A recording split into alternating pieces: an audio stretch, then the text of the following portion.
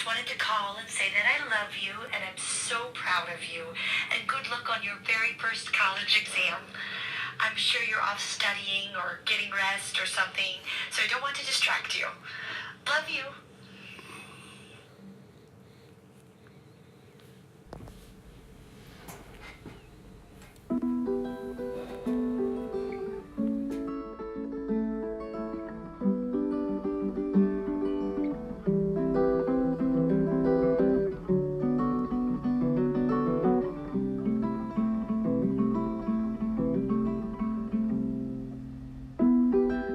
Should've known better to see what I could see. My black shroud holding down my feelings, a pillar for my enemies.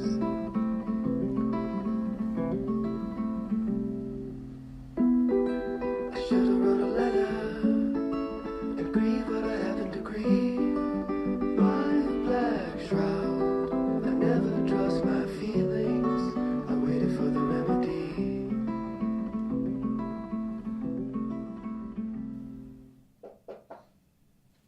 Oh, Jake. Just the man I was looking for. I was actually just sending you an email. I wasn't sure if you were going to come. Yeah. I've just been really busy. What have you got going on? Research? Did you get a job? A lot of stuff. Well, Jake, I'm going to be honest. I don't really have good news for you.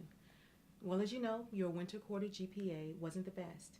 But with everything that happened to your family and with pushing your finals back to spring quarter, that all makes sense. However, your grades for spring quarter were also really low. I'm not sure if you've been getting my emails, but you are on academic suspension. What that means is you have one last chance to turn your GPA around. How have your classes so far this quarter? How do you think? Well, you just need to get a B plus or higher in all your classes. And if I don't? If your quarter GPA is 2.0 for a third time, that will be cause for academic dismissal, and you wouldn't be able to graduate.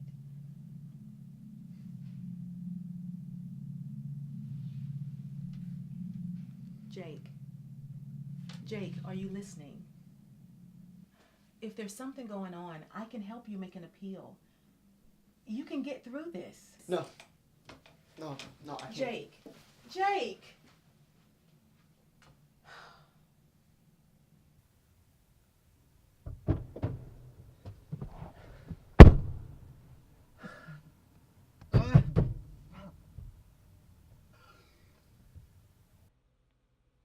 Good morning, sweetheart. I know it's super early, but the craziest thing just happened. I was out for my sunrise walk, and out of nowhere, this raccoon just starts running at me, hissing like crazy. I had no idea what to do, so I started running towards him and hissed right back. Oh, you have such a crazy mother. But I know you love me. Wish you could have been there. I miss our sunrise walks together. Love you.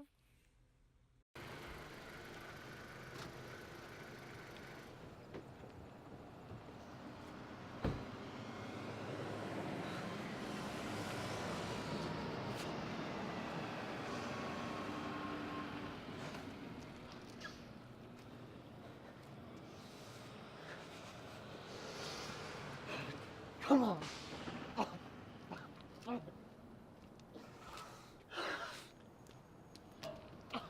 Fuck! Yeah, they made us work super late tonight. Yeah, I'll be home soon. Fuck! Oh, hey, I gotta go. I'll explain later. I love you.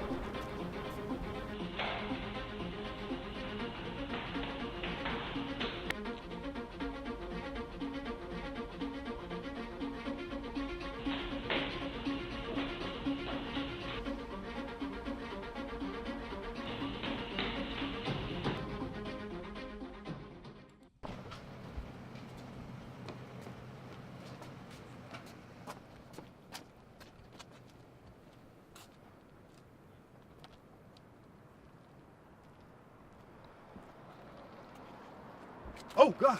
Oh. Whew. Man, you had me scared. Can I join you? Sure. Thank you. Whew. I am too old for 6 flights of stairs. Who are you? Oh, sorry. My name's Gabe. But who are you? Oh, right, yeah. That was quite the entrance, huh? Like I said, name's Gabe. I'm a janitor here at the university. I just got off work and I was walking toward the bus stop and I heard you and I looked up and seen you up here. Seemed pretty tense. I just wanted to make sure you were okay. So are you doing okay? Look, I'm sorry you ran up here for me, okay? But there's a lot of stuff going on that you don't understand. Ah, come on now. I worked over 15 different jobs in 3 different states. You might think I'm just this lifelong janitor or something. But I've done everything from painting houses to being a fake wedding guest. Yeah, it's the thing. But anyway, my point being is I'm a Jedi master when it comes to life experiences. Just give me a shot.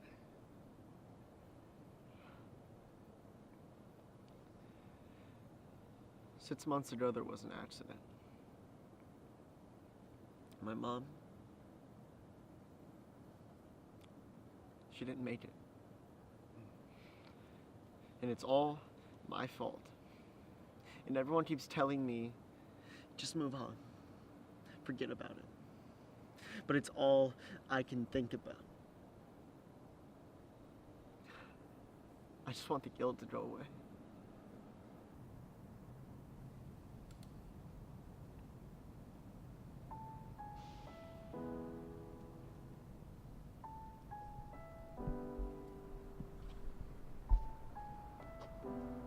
It sucks to have all that guilt, and it's hard to let it go.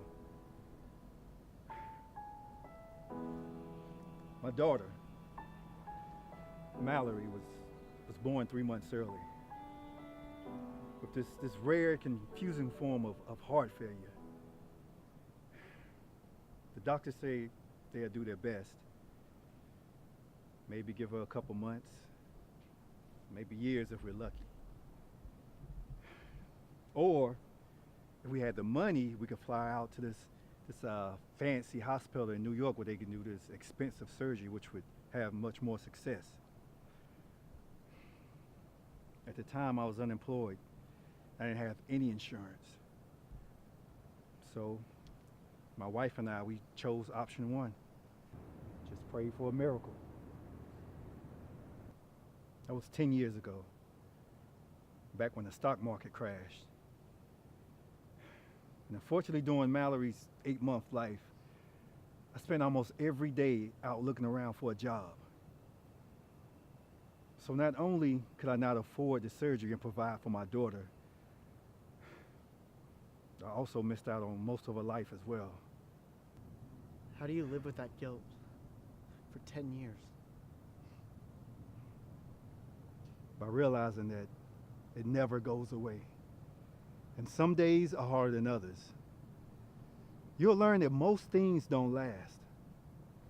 A lot of people are going to come in and out of your life like a revolving door. Nothing lasts forever. And that's a hard thing to understand sometimes. We just got to find the good and just remember how it made our lives better. Every time I want to give up and maybe try to find a new job or something, I think back about Mallory and her determination.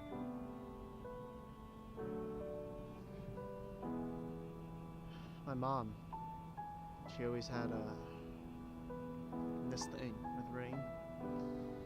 She said when she was pregnant with me that there had been this drought. And then the day I was born, it started pouring. She People said that was God telling her that I was a blessing. Whenever it rained, she said a special thank you for me. Now, I don't know if I believe in God and that stuff or whatever, but I do know that whenever it rained, she was thinking about me. She was good at that stuff, you know, finding the good in everything.